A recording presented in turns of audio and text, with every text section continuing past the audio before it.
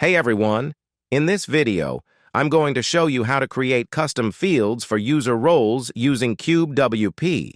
It's a great way to tailor your website's user profiles to fit your specific needs.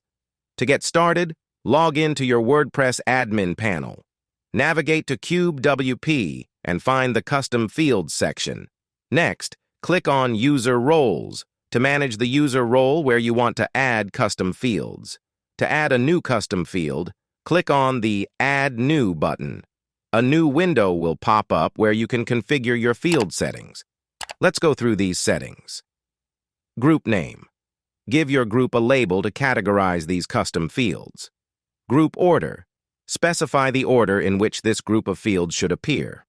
Description. Optionally, add a description to provide context for these fields. Now please relate the user role. Next, under Add New Field, you have several options. Field label. This is the name or label of your custom field, like author name. Field type. Choose the type of field, text input, drop-down, etc. that suits your data. Description. Add a brief explanation of what this field is for. Validation. If needed, set validation rules for this field. Class and container class. Optionally, add CSS classes for styling.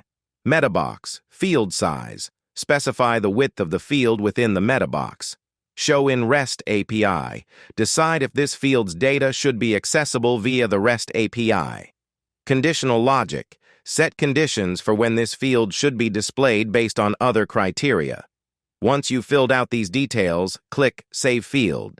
Your custom field is now ready to be used for the specified user role. That's it. You've just created a custom field for a user role in CubeWP. Feel free to repeat these steps for any additional fields or roles you want to customize. Now here you can see the custom field you can create.